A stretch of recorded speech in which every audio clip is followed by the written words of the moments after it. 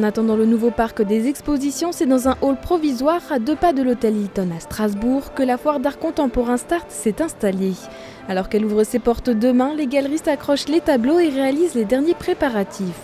Dans les allées, les œuvres d'artistes en devenir vont côtoyer celles d'artistes plus confirmés, formant ainsi une photographie de la création contemporaine d'hier et d'aujourd'hui. Et qui dit nouveau lieu dit aussi nouveau contenu. On n'est plus au Wacken dans un lieu qui était un petit peu vieillissant, qui était un petit peu difficile à scénographier pour nous. Donc on est dans une structure très claire qui met en valeur énormément les œuvres. Il y a l'entrée au design, c'est expliquer que certains designers avaient les mêmes préoccupations que des créateurs. Et c'est pour ça, derrière moi, que nous avons souhaité faire une introduction au design en ne parlant que d'un seul objet, qui est un objet qu'on va retrouver chez chacun d'entre nous. En revanche, on n'est pas toujours au fait que ces assises qu'on retrouve dans les plus grandes enseignes contemporaines aujourd'hui. L'assise est racontée à travers une exposition centrale, design et art, les liens du temps. Sur plus de 200 mètres carrés seront présentées les grandes signatures du design de Gerrit Thomas Rietveld avec sa chaise zigzag, en passant par Jean Prouvé et son fauteuil de salon. Et c'est bien autour de cet objet du quotidien que l'artiste franco-argentin et invité d'honneur cette année, Pablo Reynoso, réalise ses œuvres, jouant ainsi avec les disciplines de l'art et du design. Le propre de l'art, c'est qu'il est capable de se mêler de tout ignorer ou de tout assumer. Le design, par contre, il a plus une obligation de servir les autres.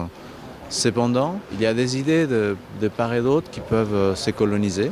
Et moi, je travaille là-dessus. Juste ici, je suis considéré un designer parce qu'on peut s'asseoir sur mon œuvre. Mais si vous faites abstraction et qu'au lieu d'avoir les parties plates, alors ça serait une sculpture pure et dure. Et c'est justement le fait de permettre à un moment donné d'avoir un point de contact avec l'œuvre par l'utilisation qui l'a fait pivoter. Collectionneurs, amateurs et visiteurs pourront découvrir 76 galeries. 30% sont internationales, mais la plupart restent françaises. Parmi elles, un duo de galeristes revenus en Alsace pour faire découvrir au public son nouveau concept The Sloogies, un projet dédié aux objets décoratifs. On a aussi bien, comme l'œil qui se trouve derrière moi sur le stand, qui a été réalisé par Man Ray, l'artiste surréaliste, mais qui est à la fois un fauteuil. On a aussi ce paravent d'Alan Jones, qui est un des fondateurs du pop art, avec cette grande chaussure, ce grand talon aiguille, qui est vraiment une des pièces qui fait date dans son histoire à lui et aussi dans l'histoire de l'art. On a eu tendance à séparer l'art et le design, alors que là, on a la preuve, justement, les artistes sont intervenus dans le champ du design.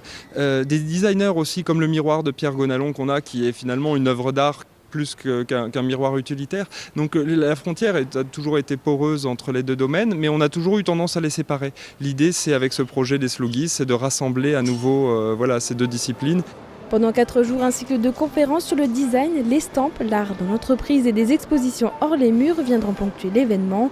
De quoi fidéliser les 22 000 visiteurs attendus cette année encore.